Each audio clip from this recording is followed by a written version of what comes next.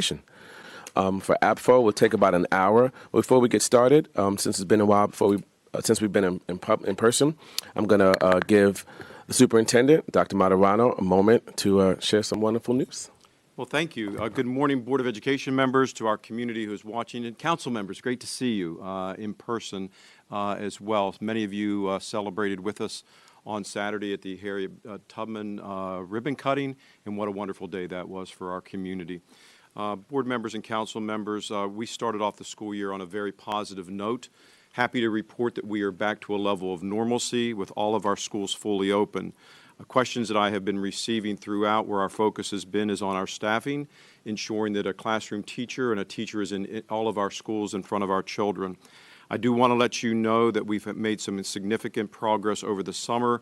We hired over 500 individuals who attended our new educators orientation, and yet we continue to do our hiring through the fall. Right now we are faring extremely well. We do have vacancies, but we do have coverage in all of our classrooms. Right now we currently have 63 vacancies within our school system. It just happens to break down like this in a nice little even numbers. 21 of those are classroom teachers, 21 special education, and 21 others as what we define as other providers such as occupational therapists, speech language pathologists, etc. Continuing that hiring process, but again, want to let our community know that we have coverage in all of our classrooms, and I'm very pleased that instruction is moving forward at a high level. I have visited over 32 schools thus far and very pleased to see the level of engagement occurring. The other thing top of mind for our community is the safety and well-being of our students. We have the supports there thanks to the council and our Board of Education for the supports of our counselors and social workers and psychologists and PPWs, taking care of the well-being of our students, making certain that we are keeping our schools safe, and we have outstanding communications with all community partners as far as what we need to do to make certain that if we do hear things happening in our community, that we are aware of it and try to mitigate those issues ahead of time regarding that. At the same time, I've already mentioned that our schools are back to a level of normalcy. We are always with an eye on COVID-19. But not allowing that to dominate our thinking. We're at a level of normalcy in that sense. But again, our major mitigation strategies are continuing to move forward with making certain we have the outstanding ventilation of which we need, and making certain that our young people, if they want to get vaccinated, that we provide those opportunities for them. And again, a reminder to our community that masks are an option, that young people and our staff members have full freedom to wear masks, but they are not mandated. We're continuing to watch all of the progression, but again, schools are open to the level of normalcy. So I'm very pleased with where we are as a school system at the beginning of the year. One thing that I want to use as an opportunity to once again advance, there has been a significant shift from COVID as we move back to the level of normalcy regarding meals. If you remember during COVID, regardless of one's socioeconomic background, that all children were provided the opportunities for meals within our school system. Now with the adjustment, that program no longer exists, and we are on a major campaign with all of our schools to ensure that young people who need to be fed are completing the free and reduced meals forms, and we've lifted that up on several different ways. So I'm very, very happy to report that we're off and running to a very good school year. Our enrollment continues to what it looks like to continue to rise. We're at about 57,500 young people right now, including pre-K. But don't make certain we put those numbers in perspective.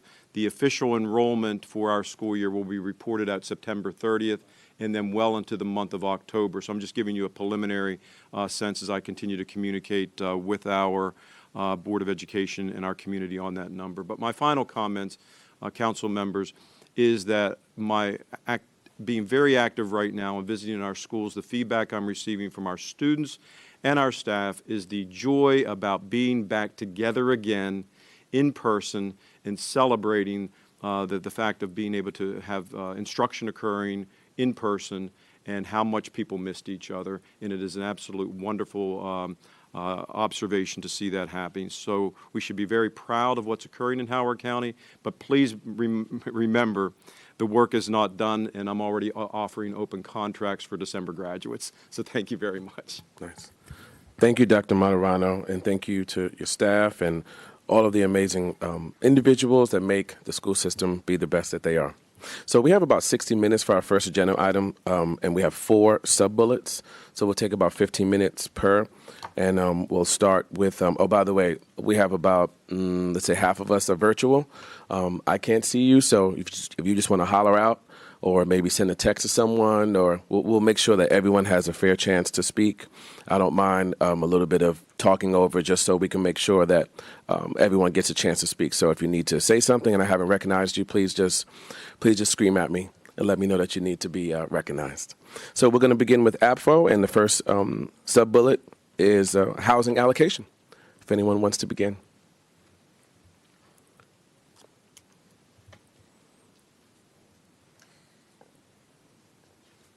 Oh, I gave you the freedom to holler, and now no one wants to say anything. Ms. Rigby.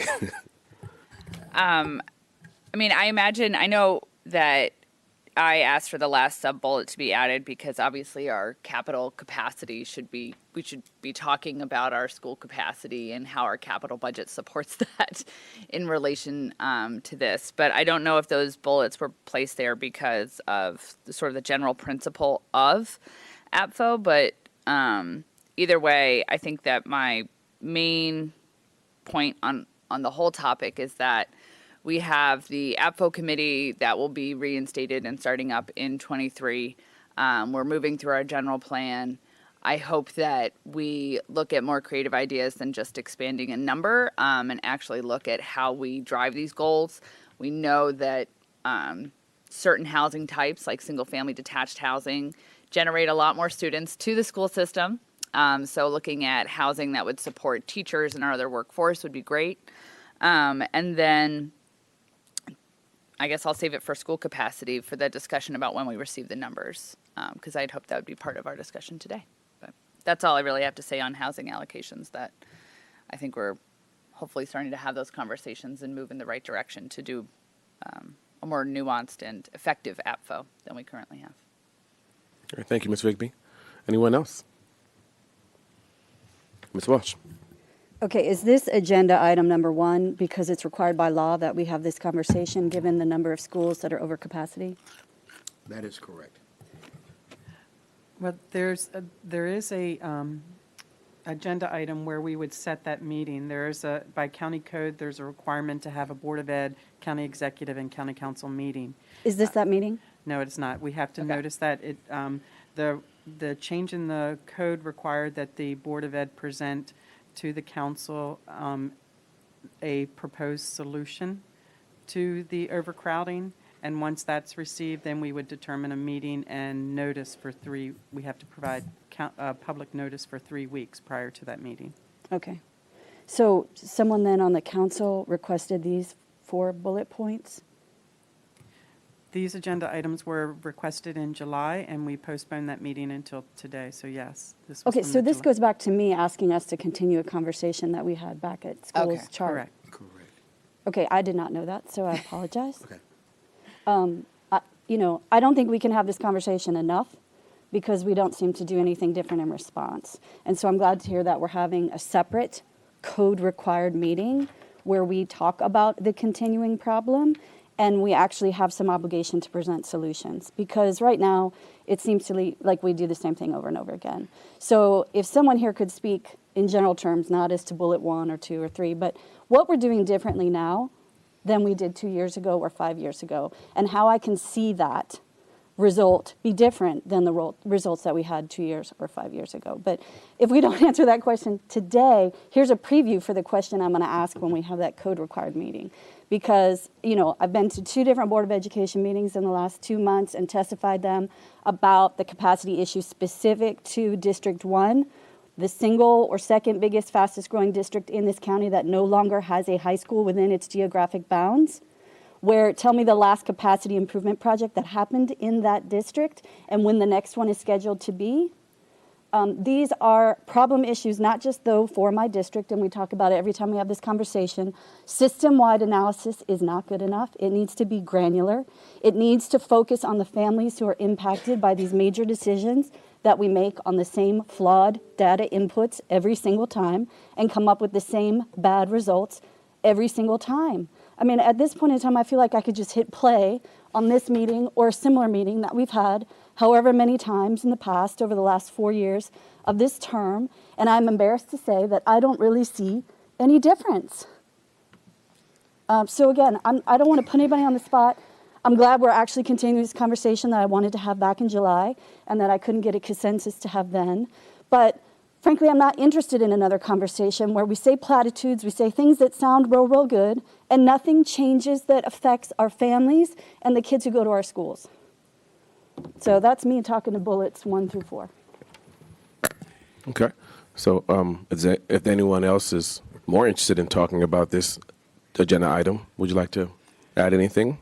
Correct. And I'll ask Mr. Luby, Mr. Rogers, let's talk about this real quick. I know we discussed this. I think the biggest thing, Councilman Walsh, is once again, and I'll go back to what was talked about with the administrator. The purpose of the meeting was the Howard County Code requirement to conduct a meeting with the council, HCPSS, and the Howard County Executive to discuss school capacity parts that exceed the Apfo threshold. I think the key that we would like to say, and it's also talked about how we would present plans. And I think the thing I want to stress at this point in time, and this is something that we've reviewed once again, that based off the needs that have been identified, that the superintendent's capital budget, and I want to just stress this, identifies the needs that we, as he addresses the needs that we've identified as capacity issues at this time. And I want to make sure that we stress that those are what we've done. Mr. Louis, Mr. Rogers, confirm that or speak to that, please. Good morning.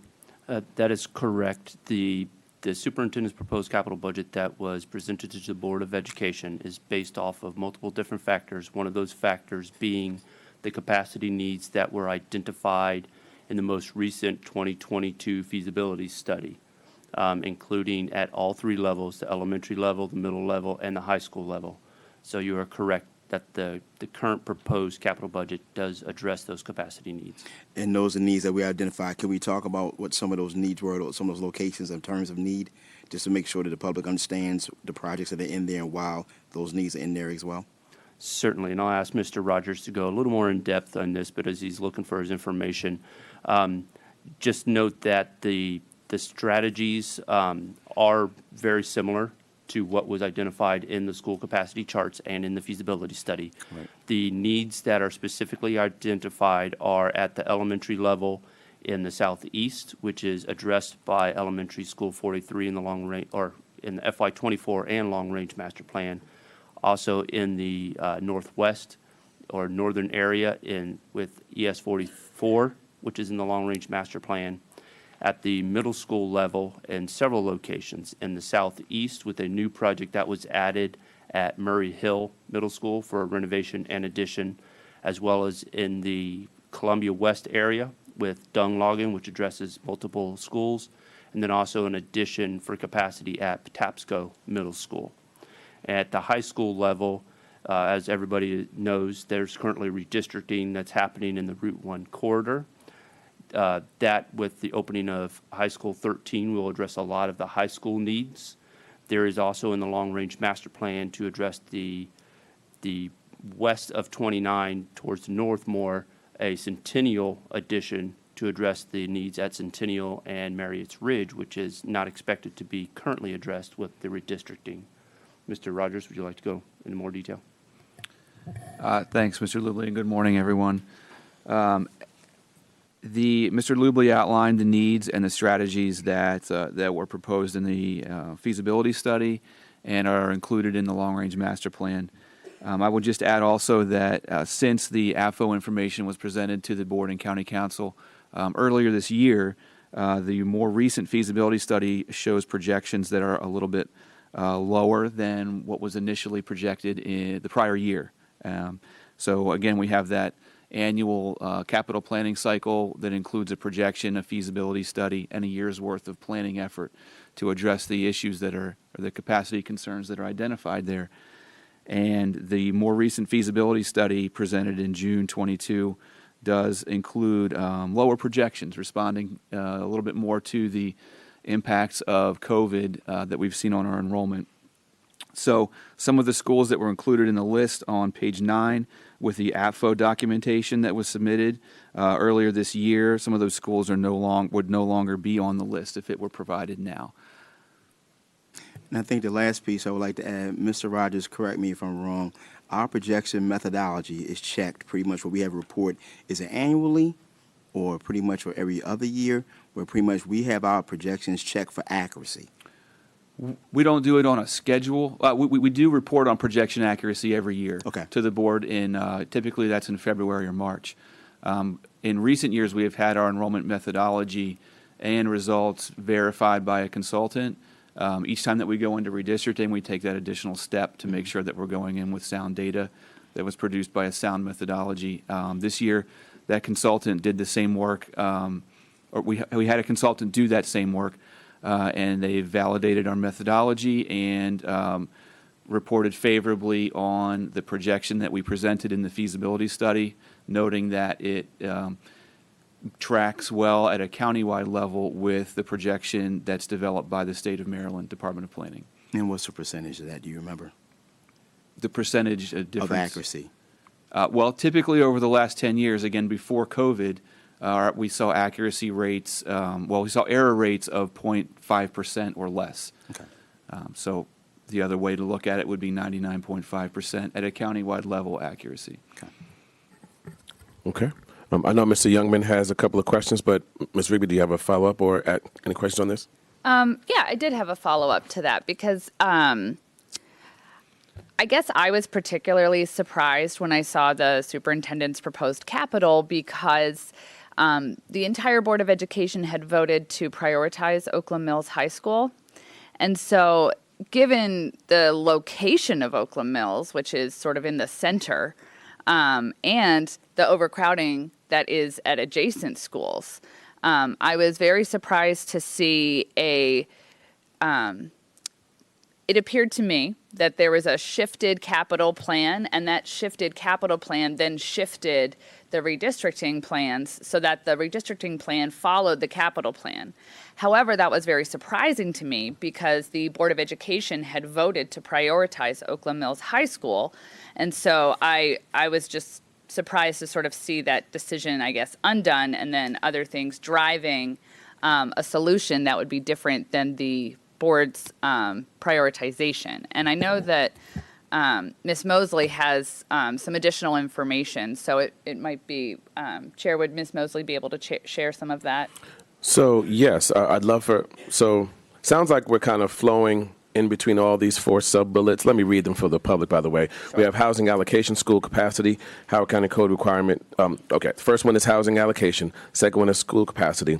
The third one is the Howard County Code to requirement to conduct a meeting with the council and HCPSS and the county executive to discuss school capacity that exceeds Apfo threshold, which is what was mentioned earlier. And then the fourth sub-bullet is FY24 capital budget and FY25 to FY29 CIP, which is capital improvement program. So it sounds like we're flowing back and forth in between these four sub-bullets, and that's fine, just as long as it's under Apfo. So if you would mind, Ms. Mosley, just hold that thought. I think that Mr. Youngman had a question, a couple of things to ask about something maybe Ms. Walsh mentioned or Mr. Washington. So let me kick it over to Mr. Youngman. Are you with us? Chair Jones, I was actually going to move on to a different topic within this big topic, but a different topic. So if you want to fully flesh out Sienna's question, that and then we'll move on to what I was going to say. Okay. And before we do that, also virtually we have Ms. Young. Any board members that are virtual, do you wish to speak to anything that we're currently talking about? Chair Jones, I have a comment here. Yeah, go ahead, Dr. This Wu. is Dr. Tao. Yeah, so I have a question about a housing allocation. I think in the past, we always try to differentiate between the new build and the existing. And by looking at the number, I just really explore both the board and the council. Just look at the average housing numbers per house. That probably give us a better trend in terms of how many students produced by individual house, just by type instead of by newly built or existing. I think that is probably more fair. And what we have now is the new housing magically produce less students than the existing housing, which in general does not really agree to what we see right now. I hope like both the board and the county council look at that and provide that comparison for the next discussion when we come back talk about APFO. Okay. Ms. Rigby? Sorry, I just wanted to give a bit of overview for the public that might answer some of those questions, Dr. Wu. So the housing allocations come from the general plan goals set in Plan Howard 2030. You know, how are we reaching those? And so that's where the allocations come. But so that was the initial growth management tool. And those planning regions don't match up to school planning regions. So I think that's one thing that many of us are more keen to have more aligned. The percentage of children who come from newly constructed homes versus previously constructed homes, that is a metric that's produced that we receive from the school system. That's not one that the county produces. And then as well as the school system checking to see sort of what are the rates of children coming out of single family detached homes versus, like a duplex or a small studio apartment. Those numbers are coming from the school system. They're not necessarily, they're not coming from the county. So you have the general plan, which dictates the sort of the growth plan. Then the allocations are supposed to function as a tool to reduce those numbers. But because of Apfo, we have building permits down about 70%, which is why those numbers are never being met in the allocation piece. So we have these growth management tools that don't really work together.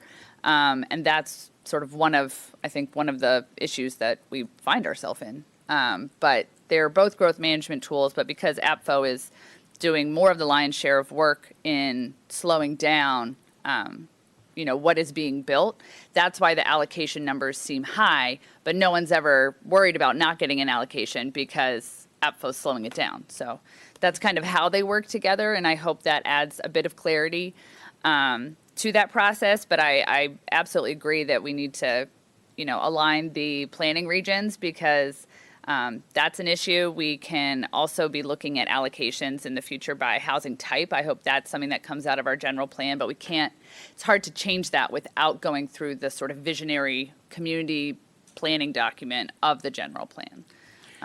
So can I reply back, Chair Jones? Yeah, of course. Go ahead. Okay, Mr. Rigby, I think we're not talking about the same stuff. Okay. I'm talking about the average numbers produced by housing, right? So we have a differentiate between the existing housing and the new housing.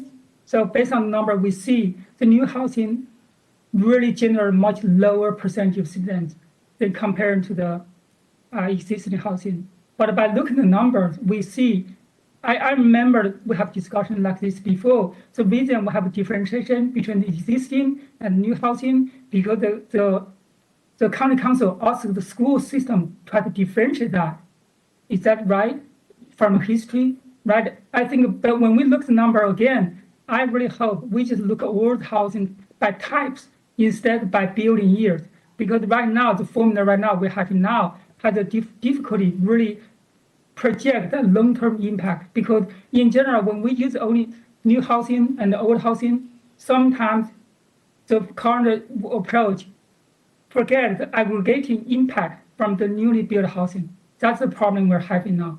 I hope we just treat old housing whether new or new, whether old or new or the same, but it's just based on the types of the housing, not the newly built or just existing. And I really hope we have a look at that, make sure that the formula for that average student number produced will be more reflective what happening in the reality. Gotcha. All right. Thank you. Dr. Jones. Great discussion. Yeah, go ahead, Mr. Washington. Can we address Ms. Rigby's question before the presentation or after the presentation? What order would you like to do that? So the question, I believe you, Ms. Rigby, kind of were about to kick it to Ms. Mosley. Was that what you were referring to? Yes, sir. Okay, well, let's at least hear from Ms. Mosley first, and then we can have a more fruitful discussion about it. Understood. Can you hear me? All right. Morning. Good morning. I also wanted to pitch in on what Dr. Wu was saying is I agree that age of house built also needs to be considered, especially when we're looking with what the student yield is, because when we're looking at neighborhoods that are now having turnover of their grown families, right? More families usually come in. to those houses. So I do agree with what Dr. Wu was saying. All right, I'm going to share my screen.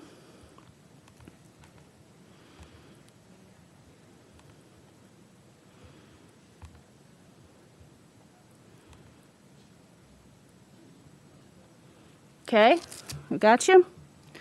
All right.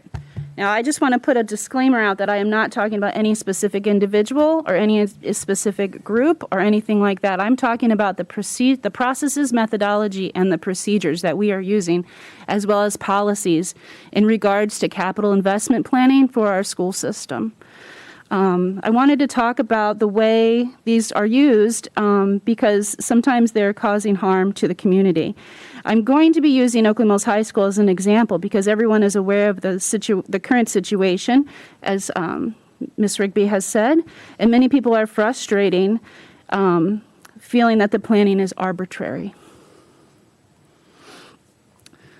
Capacity utilization is a major aspect of school planning, and it takes a considerable amount of funding. OMHS has been negatively affected for the years by the invisible fences of HCPSS planning regions. There is no new or redevelopment in the region, and there is also no multiple high schools to have weighted capacity utilization to improve Oakland Mills High School's probability of getting any capital work done.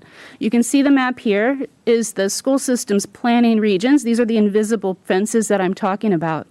You will notice that some planning regions are very spread out, and as Ms. Walsh said, they do not align with the capital plan, the county's planning regions. Oakland Mills is the one that is highlighted there. It consists of one high school, and it's adjacent to another planning area that has two high schools that are over capacity with more development coming in.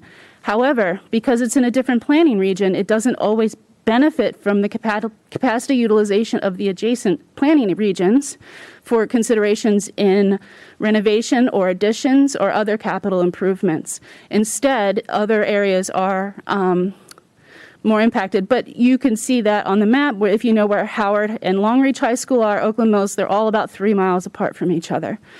Whereas the spanning of some of the other planning regions for the school system contain multiple high schools that have the weight given to them from their adjacent school. This also should be considered because the school system is a county-wide school system. We can move the boundaries of the schools, and when we're focusing in on these. And this is a little bit older map, but when we're focusing in on the boundaries of the school, when the school boundaries change and they also do not reflect new or redevelopment, the same HCPSS region schools are negatively affected by that change. And then that skews what other planning regions might need. So, as we talked briefly, was proposed renovated in addition throughout the seasons, starting way back on. And we're going to talk more about that and how the process and methodology for these studies and these policies and these methodologies need to be transparent and reflective of HCPSS policies.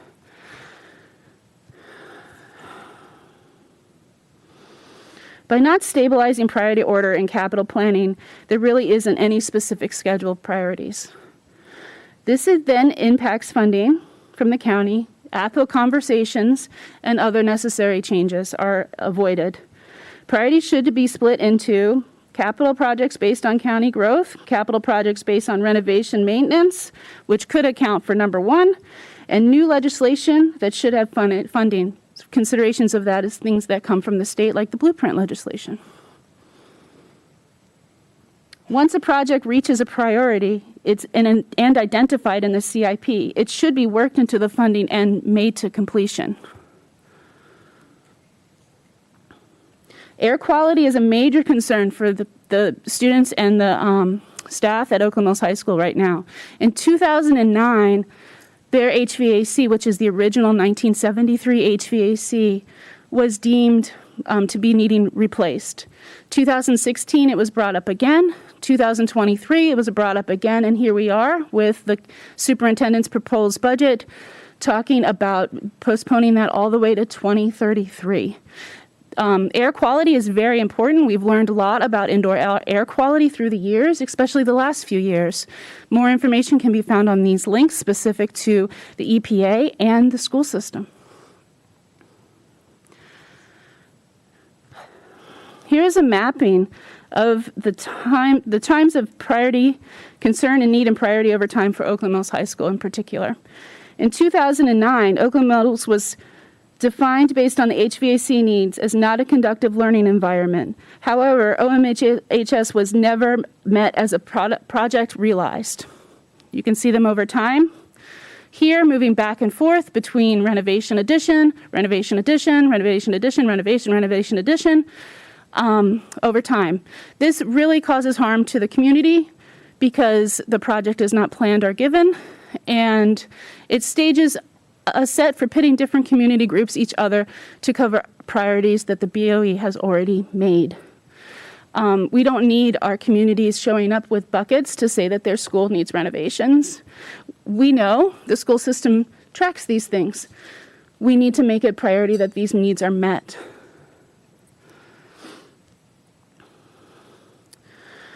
Current deferred maintenance for OMHS reflective of HVAC need on the FY16 CIP. In the FY24 capital budget, the school is listed as a renovation addition at $136 million. The cost of delay attending to infrastructure is about the same cost as the new high school at this point, $139 million versus $136 million. These costs are the balance of burden that Oakland Mills has held due to weak infrastructure policy processes and methodologies. This is my last slide. I would like to ask that we all work together to support the important needs with funding allocations that are available as needed for these projects, as well as helping maintain these priorities through transparent and enforceable policy and processes. We need to make sure that when a project is identified, especially those that are considered needed for health and wellness of our students, that they are not deferred and that they are taken accounted for. If our policies are building invisible fences through our community, we're never going to have the impact that we need to maintain the infrastructure for our school system. This is just as important as making seats available for new people moving into the country, if not more, because we can use our schools for additions too. I hope that we can work together, all of us, to have a defined process methodology that's aligned with policy and that is fair to all. Thank you. Thank you, Ms. Mosley, for the presentation and giving us a visual and the data that supported that. Thank you. Mr. Washington? Thank you. I just want to point out a few things as we go through the process of talking about this project, or not just project, or just the projects in general. I think, and Mr. Luby, correct me if I'm wrong, starting out with the capital budget, because I know, Ms. Rigby, you brought that up. The baseline for the FY24 capital budget is the FY23 capital budget. That's where we started. But basically, after that piece there, we also looked at our regional programs and capacity. We have to do that because we have to see what we have to support in terms of seats. We also looked at our deferred maintenance, and we also looked at our FCI, or our facility condition index. Based off those items, which are all data-driven, is where the capital budget for FY24 was developed. So as anything happened, Mr. Luby, in terms of any type of shifting, it was based off the fact that the priorities are all still inside the capital budget. None of the priorities have been lost. But at the same time, based off of the capacity and regional programs, based off of the deferred maintenance, based off of the FCI, which is state-driven, state data. That's how our FY24 capital budget was developed, with the FY23 budget as the basis for that budget. Am I correct, sir? Yes, sir. And I want to point it out because that's what we've also said last week when we present our capital budget. Basically, I think in our last board meeting, and that's what we continue to say, is based off the data. We can show where the rankings are based off the data, and that is where the budget was developed. Also, at the same time, also want to note that the whole situation in trying to make sure the projects are moved expeditiously is we have to account for, number one, we understand that we're going to get $21.8 million from the state. We also understand from the county level we'll get between $50 and $54 million per year. That's approximately 73, best case $75 million per year. And we have to plan accordingly based off that, with our pipeline planning that shows our data-driven approach, but also with the constraints of those parameters in terms of money, and what we have to do to make sure we can take advantage of built-to-learn funds, regular funds, EDRC funds, as well as the SB 291 funds and pass-through grant opportunities. So the other piece of the fact of the matter is when the budget was developed, it was developed with collaboration in mind from our county, from our state, and from our school board. Anything to add, Mr. Lubley, to that? Just with regards to the funding, just to expand what you're talking about, is the superintendent's proposed capital budget does take all those different funding factors into account, with the knowledge that as of right now, only the county funding and the CIP EGRC funding is funding that we can count on for each fiscal year going forward. While we currently have the Built to Learn and we currently have the SB 291 grant funds, as far as we're concerned, it's a one-time fund. So our future planning, the long-range master plan, cannot count on those funds beyond the current use of them. So the only thing that we can plan on right now is that approximately $73 million capital-wise each fiscal year. Something may come up in the future, like it did with Built to Learn or SB 291, but we are not aware of those, so we cannot count on any additional funding like that at this time.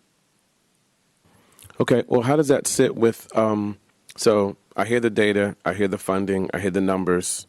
Thank you for that. How does that sit with, kids being with substandard HVAC or mold or different things that we've heard about over the years, and then saying, okay, it's in the priority to fix it, but not for 10, 11 years. And, from a parent, a lot of us are parents.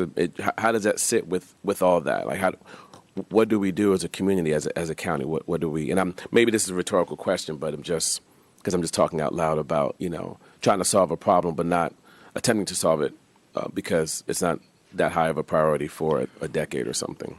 One thing, and I think Mr. Sabjay? Yes. Okay. Start with the baseline in terms of the condition of that.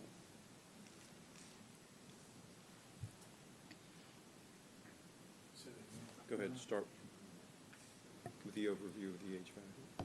So just to take a look at the overview of HVAC in both schools, they're pretty equal. One of the things that we've done recently. There's only one school right now. We're only talking about Oakland Mills. That's fine. So one of the things we've done is we've looked at one-time funding, ESSER money, and some other things. And we're working on putting together controls and some other things to better the system that's in place. Since COVID and some other things, we've put MERV 13 filtration. We've gone and tuned up our systems. Yes, they're old, but they are functional, and they're safe for the students and the staff that are in the buildings. I think, Mr. Savage, also the piece we want to emphasize again, and because I know it comes up all the time in terms of deferred maintenance and things like that, and the $500 million in deferred maintenance, that number always get thrown out there.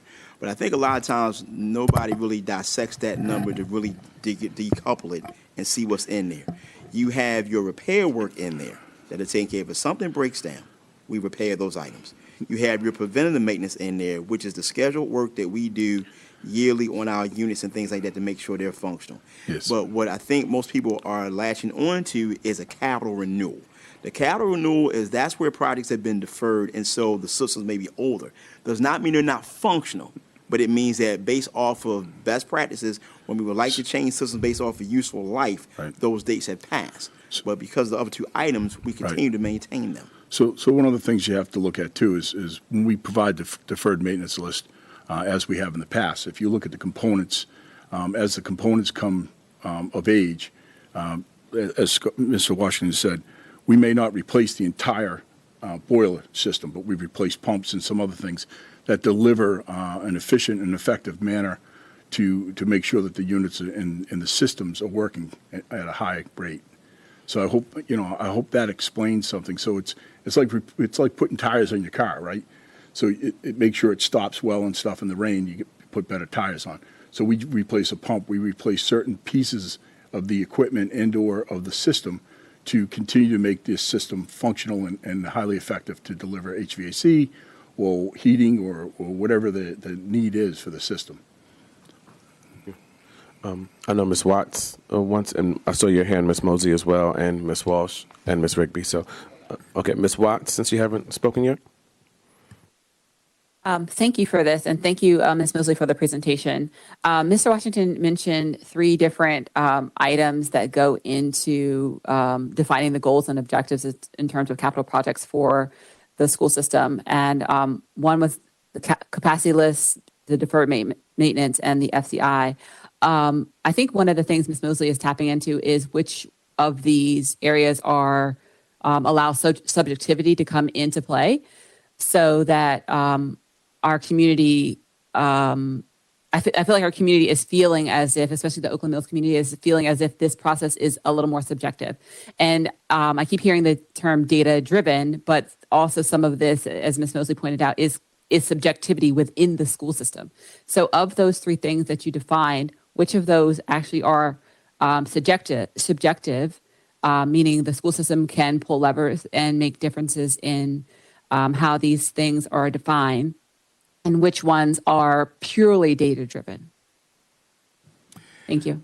I think for the most part, and Mr. Louis, you chime in on this one here, the facility index is data. And also at the same time, deferred maintenance is data. If there's any area that potentially has subjectivity, it would be on the capacity counts. That would be correct. As was pointed out, the Board of Education has within their purview the option for redistricting, which can happen, which would potentially affect capacity.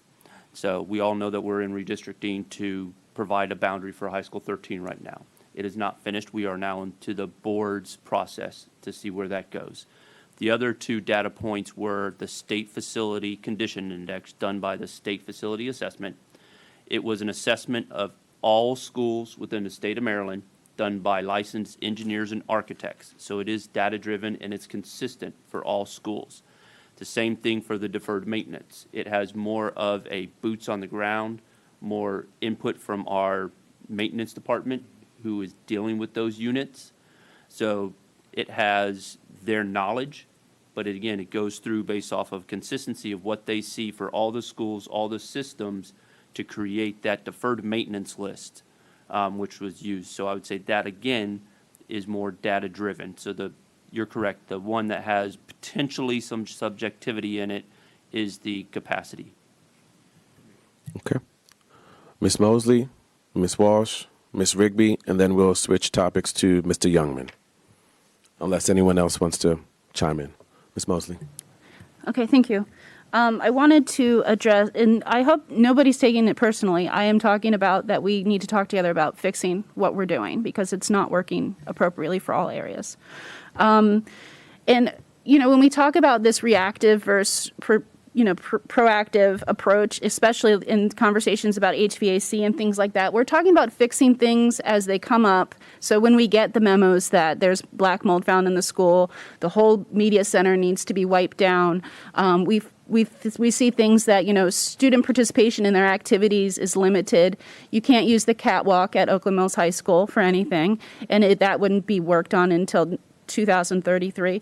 Other student impacts are things like when other schools visit the school for sports and stuff like that. None of the scoreboards on the field except for the football field work right now, right? So we're using pencil and paper, whereas some schools have TVs and other things right there on the boundary line for the students to use. So we're talking about those things as well.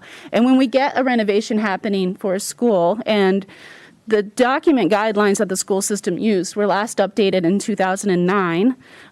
We get things that are not in alignment always with what the state feels a student's school experience should be, right? So the state says school experience should have natural light, they should have student gathering areas, they should have, certain size classrooms, things like that. When we are just not doing a renovation or renovation addition cycle on the school's cycle that it needs to happen, the students are missing out on opportunities for change within their building for renovations that can include things that the state wants them to have. An example of this is Hammond High School, where natural light has been brought into the to the classrooms. Expanded spaces for student participation has happened. There's meeting places for students to meet and mingle and work together. Those areas only exist because it was recently renovated. So when students go to these schools that need renovation, they could have, notifications that there's mold in their buildings, and they're not getting the same experience as their neighboring communities. Ms. Walsh.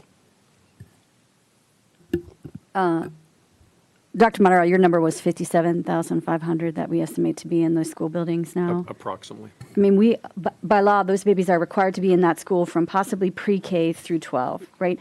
I would think that our highest priority as a community should be keeping them safe if there are needs, deferred maintenance needs in their own school, but also keeping them safe in terms of capacity.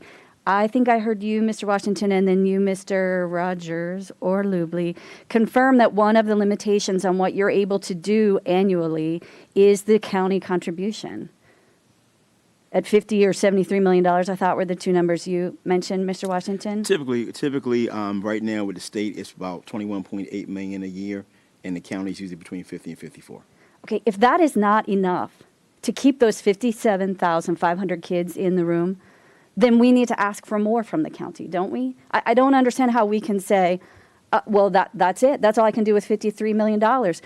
Ms. Mosley puts up the slide that says if we defer maintenance, we dig a bigger hole. So if we continue to underinvest annually based on an arbitrary cap of county contribution, then I don't see how we ever dig ourselves out of the hole that we're in. And I see us putting a lot of kids in potentially hazardous place waiting for their turn. Again, I would like to reserve the next question I have for this code required meeting that we have with all of the stakeholders, including the county executive, whose budget is the one placing perhaps that limitation on there. But I don't, again, Ms. Mosley, you alluded to it, and I feel your pain. I think on a quarterly basis, those priorities change. And we're tracking them on D1, you're tracking them on Oakland Mills. They change quarterly. It's not even year by year in the feasibility study or year by year in the capital budget. We approve a capital budget in May and June, and I see something come out the next month that says something different. There's no way to hit a goal if it changes on a quarterly basis. And at least anecdotally, I can't say, oh, well, here's why that bust happened. Here's this giant development, or here's this horrific discovery of a health condition in this location justifying this dramatic departure from a planning document that we all approved X months ago. That's what I don't see. So that's why I say, please show me why this data that we're using and this methodology that we're using and this mindset that we're using is the right way to go. Because anecdotally, me looking back at these charts that I've had a hand in, right? They come before us. We vote on them too. They change all the time. And I can't explain to my constituents why. But again, I go back to the first point, which is if that cap, that arbitrary cap, from what I can see, is not getting it done and is doing harm to our kids, then we need to change it. I don't think it's I guess my comment to that would be in a case of this. As you know, most of the time and Dr. Monroe, you can back me on this one, sir. We've had budgets that ask for much more money. And when we had those budgets that ask for much more money, it gets cut. It's told it is too much. And so we've shown the budgets that show what the needs are. And there are funding levels that we're told are not fundable. So if we're told to not show this because this can't be funded, and so we show something that can be funded based off of the numbers we're given, that's what we're doing. I mean, the bottom line is, and that's what we've gone through a cycle year after year after year. We've presented budgets that ask for a much larger ask. They're not fundable. They're not fundable. And so if they're not fundable, we're told, even from people involved in this room, we can't afford that. We need to cut that down. And so that's my point with that. So I agree completely. I think specifically during my tenure as superintendent, we have defined the needs that we have, and the proverbial limitation on dollars is real. It continues to advance the frustrations in community, as in the 10-year CIP, those issues are defined very clearly. The only thing that we have in our control when you're talking about objective and subjective, I have to develop a plan that is data-driven. We just have gone through that. How can we effectuate change further is an infusion of dollars to have that accelerated. I would love to see the variety of these projects moved up. I hear the community concerns. We're boots on the ground. I hear it all day long. But at the end of the day, I am responsible to the Board of Education and the taxpayers of this community to follow the objective data points that go into the development of this, combined with a limitation on dollars. And we're going through a robust process with the Board of Education, and I have defined the CIP, I've defined the redistricting plan. It is their prerogative to make those adjustments. And as I believe I'm interpreting what Ms. Mosley is saying, and I've not had the opportunity to go through that presentation in detail, but what I think I'm gleaning from that is, as we work together, we need to think about the advocacy for the funding streams. We've most recently had an interaction with our state representatives. We brought the interim director of the IAC down as well. There are various funding sources that have limitations in how we have developed a plan to have all those work together. But at the end of the day, there are certain limitations based upon the infusion of dollars at the county level that I can't ignore. And until I get word that those levels have been increased, I have to follow that prescriptive level, because that has advanced and has advanced frustration in community year after year after year. And I want to be very specific about that as I'm passionately talking about this. We put up something in, it gets pushed out. Case in point, we can talk ad nauseum about how many years it took us to get the realization of the Hammond High School project. I mean, that is classic in terms of how many years we pushed that out. And we're seeing that in motion now. At the same time, these are not static decisions. They are fluid in the sense of additional impact. Talking about impact of the blueprint and regional programs and expectations, shifting in Faulkner Ridge, how we've moved that in to address some of the other needs. But at the end of the day, I cannot disagree with you, Councilmember Walsh, regarding the infusion of dollars, and how do we do that as we've leveraged our state dollars, but that static number of the county level, I would greatly appreciate conversations about that, because that, as a point, how I view it, is how we effectuate change within this process that is data-driven. And I can't randomly advance a project that is not supported by the various metrics of which my staff has talked about today. So thank you for allowing me to opine a little bit further on that and be very clear to community. This is not a random abstract thought process. It is logical, sequentially defined, that may appear to be random abstract to community when the concerns are being generated there and the dollars aren't there to advance it. Thank you. All right. Ms. Rigby to take us home, and then over to Mr. Youngman. Thank you. So I'll do this in sort of three parts. One, just so the public is aware of how we get here for these discussions. We'll start with that bond number, that amount. So we have a spending affordability committee that comes together that looks at the revenue from the county. So that is mainly our property tax and our income taxes. And there are some other taxes that benefit school construction specifically, but those are on the capital side. So when we're looking at our bond rating and what our county can do, those numbers, those bond numbers come from those numbers, from what is being actualized through property and income tax. So that leaves two choices. You can either, and when I say you, I mean we as a body are responsible for these funding streams, and we rely on our sort of co-advocacy for doing that. So the two options are either to increase tax rates, as we have done on transfer tax, or school surcharge, but then you have the shift of that negatively impacts housing affordability because your cost of home ownership goes up there. So then the other alternative is to grow the tax base, to grow that property and income stream. But unless we're actively and intentionally focused on real funding solutions for how to do that, we're not going to be able to increase those bond numbers, because we have to live in a fiscal reality. If we want to be getting our AAA bond rating, we want to be able to be working towards, fiscal management that makes sense. And as we do that, we're tackling these projects, which, I mean, let's just celebrate for a moment that like 4 years ago, we were like, how on earth are we going to do High School 13, Hammond High, and Talbot Springs? And the way that we did that was through coming together and making structural changes in those funding streams. So that way we were able to have the funds to do those projects. So that is that on the money piece.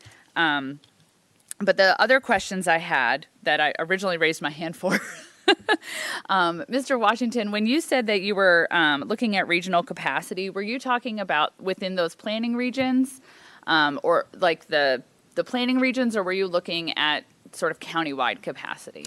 Mr. Lubley, Mr. Rogers, I think this goes back to our feasibility study, and I think page 3.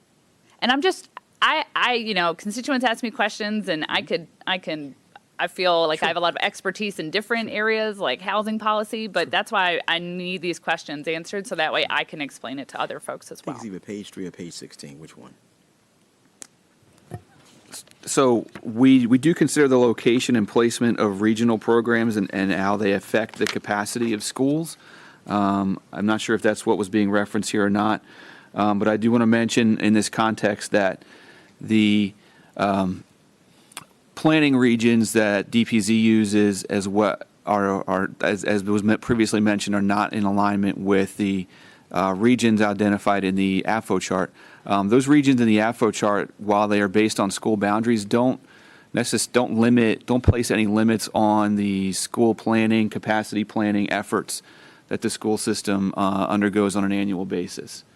So I don't know if that's the regional approach that's being asked about. Well, but- I mean, like, students can move from, right now we have students that go east to west, but we don't really have any students that go west to east, if you're looking at, like, say, 29 as a dividing line. Mm-hmm. And then when we were talking about the regional, like your defined planning sections, we have Long Reach and Howard together, and then Oakland Mills as separate, even though they're all within 3 miles of each other. So that's the part I didn't understand, is when you were saying that, oh, we looked at the regional capacity, were you looking, and that's what gave you, and that's why you decided to prioritize Centennial over Oakland Mills.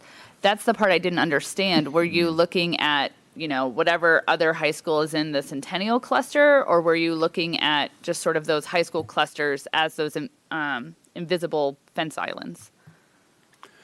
Sure. So with the capital budget and looking at the specific question that you're asking about with regards to the regions or areas with Oakland Mills and Centennial, is we're trying to take all the data into account that we, that we currently have.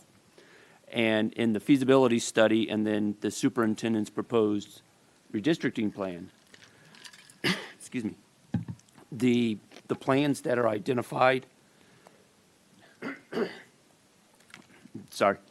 the plans that are identified focus the redistricting or the attendance area for High School 13 along that Route 1 corridor.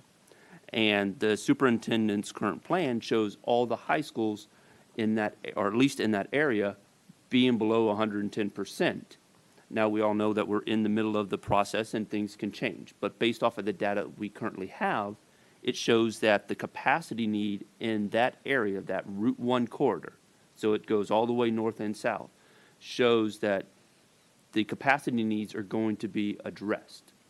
When you start to go out west and take a look at the Marriott's Ridge, anything potentially could happen, but it is unlikely or not anticipated that the Marriott's Ridge area is going to be addressed with redistricting. So it still leaves a capacity need. Well, the closest schools to that are Centennial and Mount Hebron. And Centennial is in the long-range master plan for renovation and addition. So looking at that capacity need, that's where, based off of what we currently know, what we're currently seeing, that capacity item gave that Centennial that little edge. Mr. Luby, also, I guess real quick, just talking about regional programs, define that. Is that also like special education, pre-kindergarten, things like that? Is it besides just general education capacity?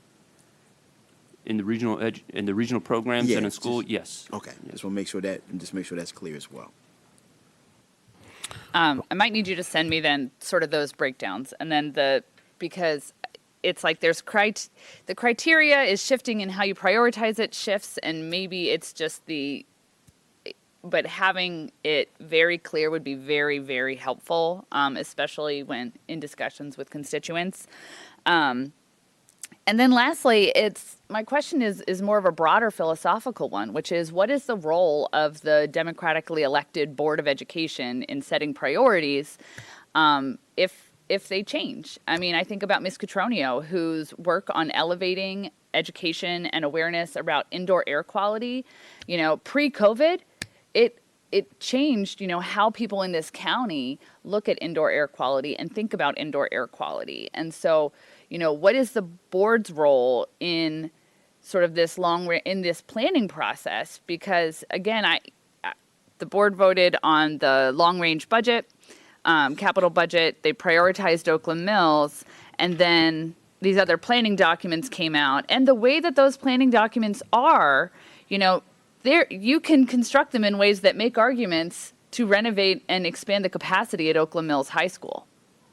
So that's the part that's where I get confused, is how the board voted to prioritize Oakland Mills High School, and then these other documents come out that sort of drive the prioritization of Centennial over Oakland Mills. And so what is the point of the board voting on those priorities if they just get shifted? Well, I think the first point also, just to kind of say with that, number one, is that, remember, this is a process, meaning the fact, well, again, it sure is. The superintendent's budget at this point in time is his recommendation. The board still, of course, has the liberty to adjust that budget any way they deem necessary and possible to move their priorities forward. If they don't like the prioritization, they can always shift it, change it, whatever. It's their budget. And so the bottom line is, until it becomes their approved budget, basically, it has to become their approved budget. Mr. Lee, you can speak to that real quick. Certainly, yes. The board has to approve the capital budget. So I believe it's on the 29th now, but the board will approve the capital budget, and it will transition from the superintendent's proposed capital budget to the Board of Education's proposed capital budget to then be submitted to the state, the planning board, and the county council. Which ultimately means that the board still has the ultimate authority over that budget. And so the bottom line, once again, is until it is voted on the 29th, with the board's input and feedback, it's still a recommendation. Okay. Well, if you can send me that information, I'd really appreciate it, because I don't see Marriott's Ridge getting above 110% capacity. So, if I just, when I look at your documents, and I'm not seeing the thread that supports the conclusion. So, I guess it's just another topic for methodologies, and I'll reserve till the next. Okay. I skipped over Ms. Mallow, so I would like to come to you. And Mr. Youngman, please, thank you for continuing to be patient.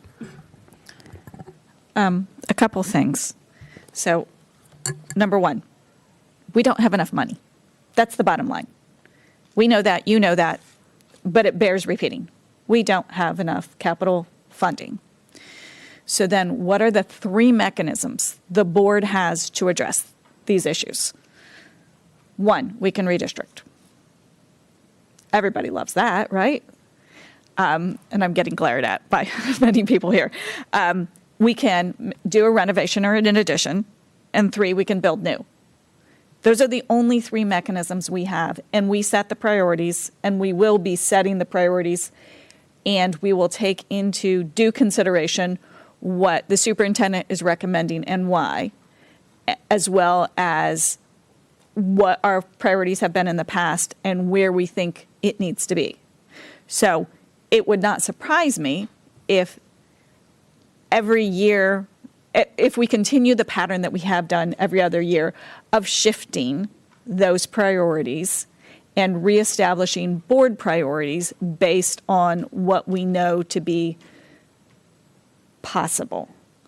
But look for that on the 29th. And then when we're talking about what's going to get the limited amount of funding, with state funding, it has to be capacity-based. And then they're moving towards using this FCI index. They're not there yet, but it's coming.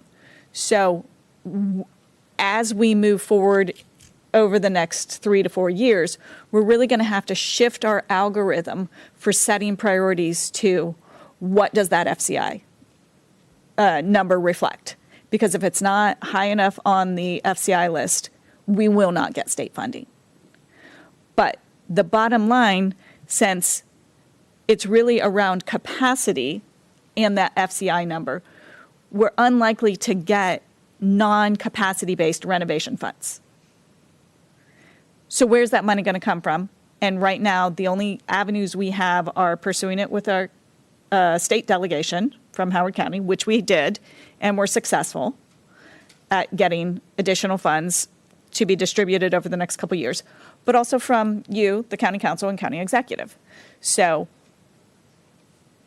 when it comes to what does the Board of Education have the ability to affect, it's not funding. And so, yes, we are asking you to find additional means of providing capital funding. And it can be bonds, it can be the tax base, it can be growing the business base that grows our tax base, but it may be recordation taxes. I don't know, but that's not within our purview. We can only ask for it. But I just want to reiterate that we only have 3 solutions, and 2 of those 3 solutions are funded by you.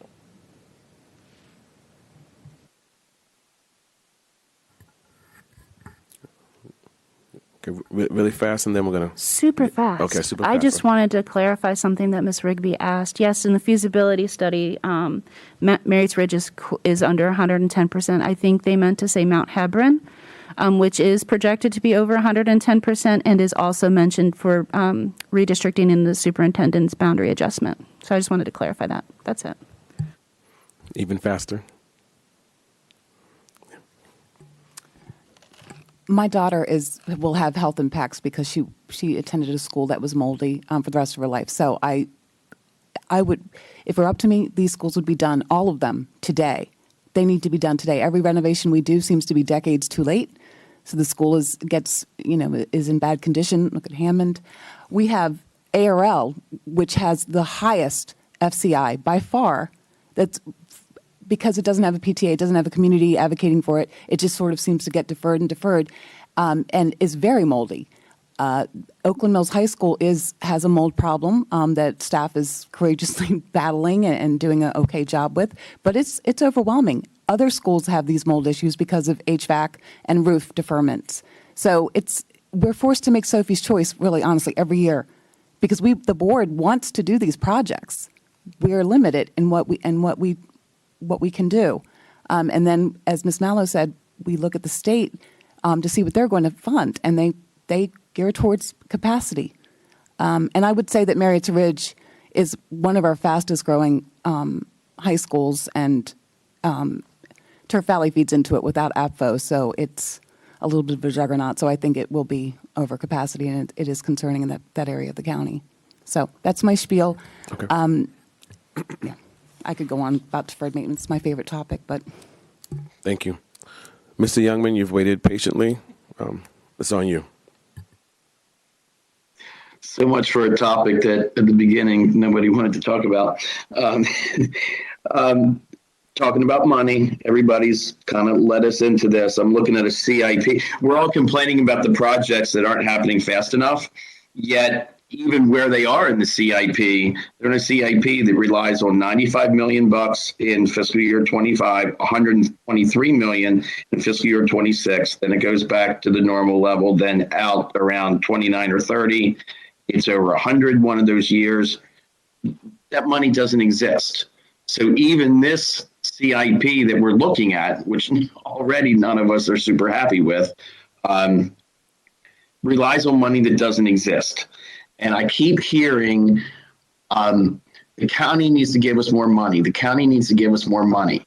And I'm like a broken record on this. I know this, but I see what PG County's doing. They're not their county government. Their school board, their school system went out and said, what can we do to find an alternative funding source?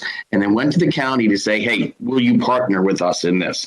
I see other places around the country finding other ways to get infrastructure, but including schools built. I was happy the last time we were together to hear, I think it was Mr. Lubley, mention that the school system was finally starting to look at doing a P3. Mr. Lubley or Mr. Washington, can you let us know specifically what's been done to advance that? Ms. Mallow, did you want to talk first? Before they come in, I do want. No, guys. I want to talk about I want to talk about the CIP that you referenced.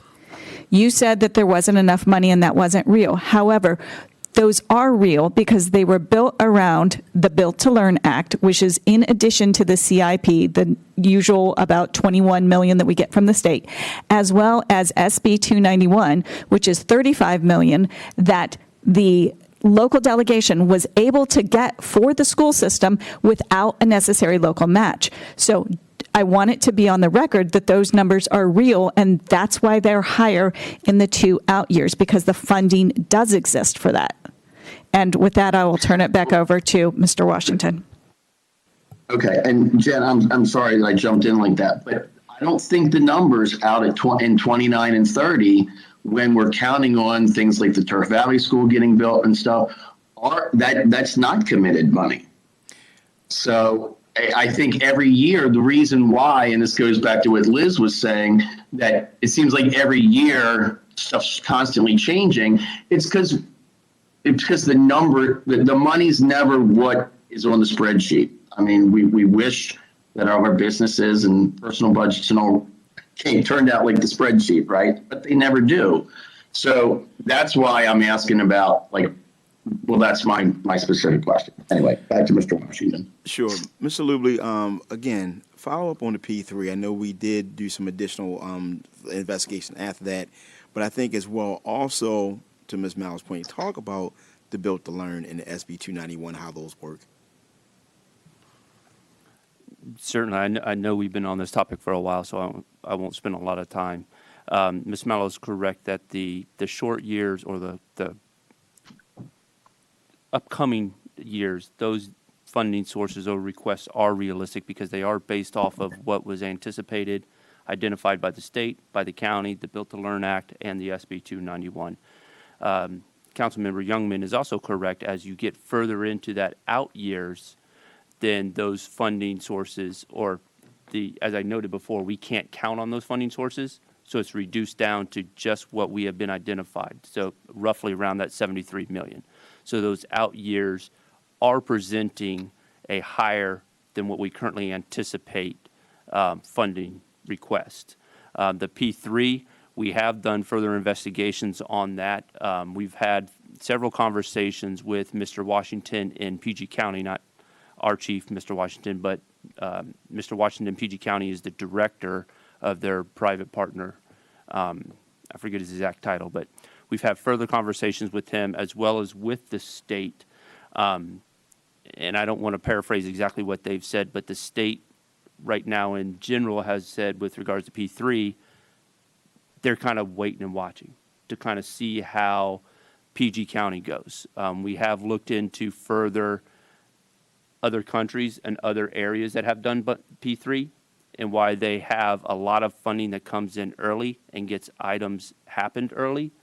A lot of those entities that have gone that route are now backing off of them because as you go further into the P3, what they're seeing, and obviously we have not done it, so this is only anecdotal, is what they're seeing is it's not necessarily everything that they initially hoped it would be. It definitely bears fruit of further investigation.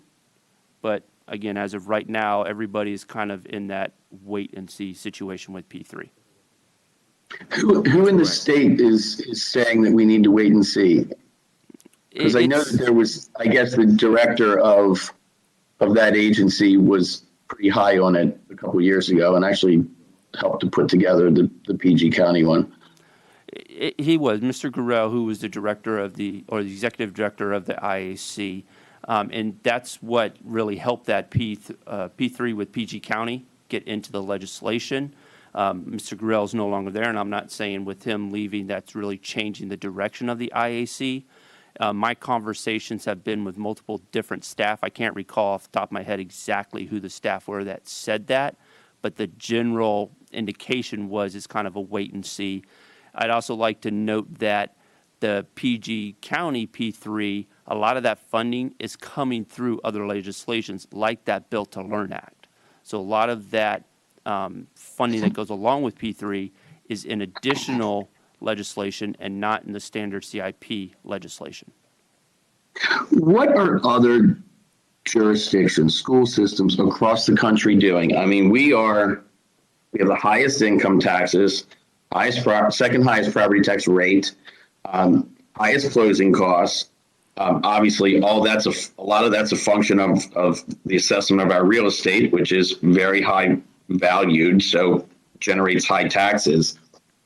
Yet we can't seem to get our buildings maintained or build capacity. Somebody in the country that has less money than us has got to have figured this out. Or is every school system in the entire country actually just dealing with this? Let me, no solution.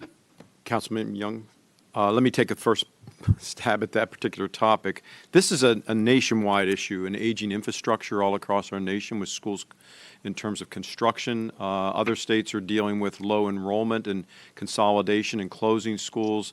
There are a variety of factors affecting that.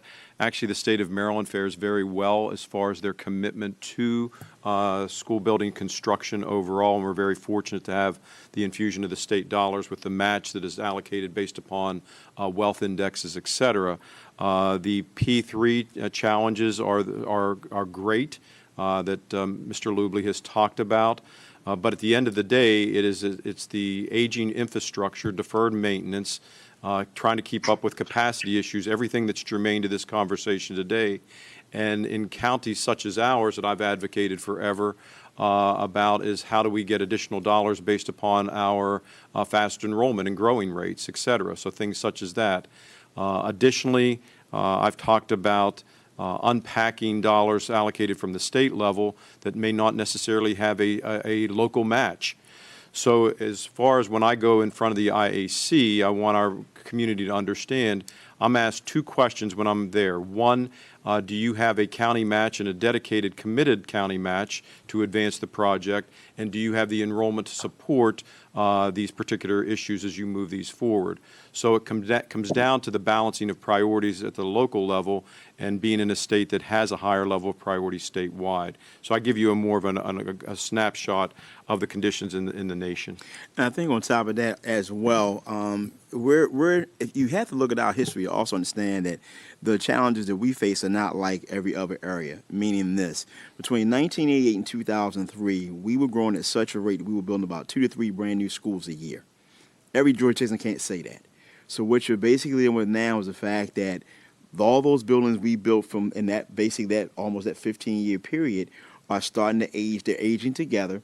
And so our problems, or our challenges, I should say, are a bit different. So it can't just simply be what others are maybe possibly doing because other places have not grown at that type of rate to have our issues. We have a very unique challenge because we did grow so fast for such a period of time, and we built so many structures at the same time.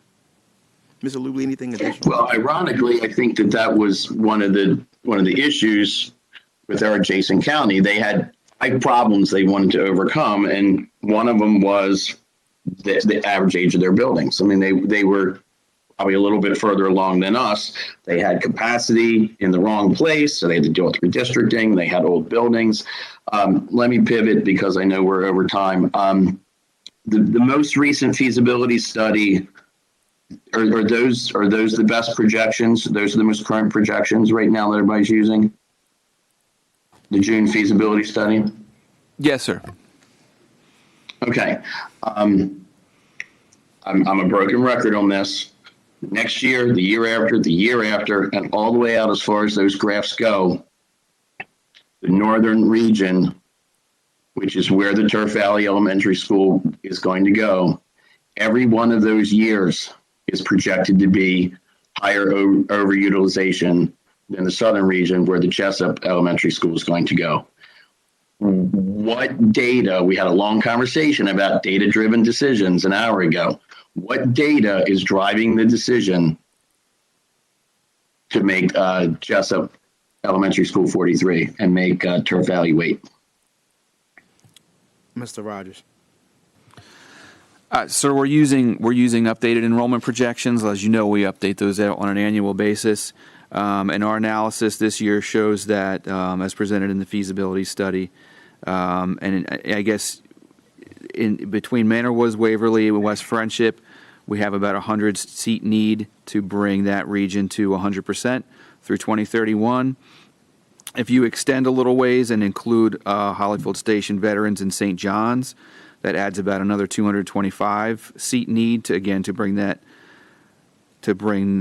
grouping of schools within 100% utilization through 2031. In the southeast, we have, if you include Bowman Bridge, Forest Ridge, Gorman Crossing, Hammond, Hanover Hills, and Laurel Woods, we are showing a 300 seat need there for that grouping of schools. So if you extend the western region to include those northern elementary schools, you do get a slightly higher need calculation. However, part of that over the next 10 years, part of that is one consideration is the timing of that need. And then also one of the things that we've worked into this recommendation and included in the feasibility study is the need for early childhood seats to accommodate the requirements of Blueprint. And the early childhood need in the southeast portion of the county was a factor in the recommended timing in the feasibility study of those two elementary schools. So this is interesting because this might be the first time any of us have heard this, that the planning's not being done by these regions. It's being done by, there's first a decision of what schools to consider in the planning decision, not looking at these regions. So how do you decide what schools to include? It seems like you could include whichever schools or exclude whatever schools you wanted to get to the result you wanted to. Well, Second. These are the schools that are in the area of need. So we included the crowded schools in each of these areas and included them in the calculation. Another factor to consider is with any capital project, the state looks at adjacent school capacity. So we don't want to extend too far when considering these solutions because that would create an inaccurate or not a fair comparison between what the need is and what we can use in terms of calculating state contribution. So are the regions only for the purpose of the Apfo calculation, and all school planning is just kind of deciding on a case-by-case basis which schools unmet need we're going to consider? Well, the primary purpose of the regions is the Apfo calculation, yes. Okay. So when we're looking at what schools could be impacted by an expansion or a new construction with some kind of increase in capacity, unless we're living there inside school planning, we don't even know which schools you're including. Well, that's a case-by-case basis. All the schools are evaluated every year, and if we were to extend the calculation for the north and northwestern schools to include Bushy Park, which has available capacity, I think it would also influence the recommendation as well. Yeah, but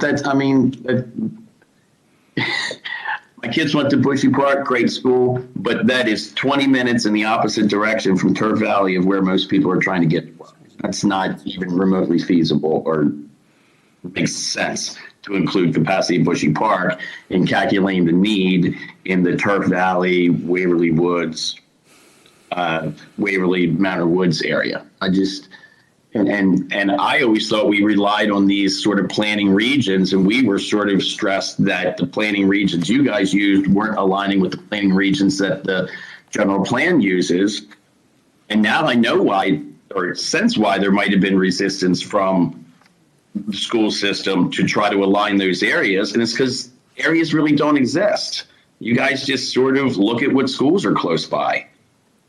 There's no like, this is this region, this is this region, other than for this Apfo calculation.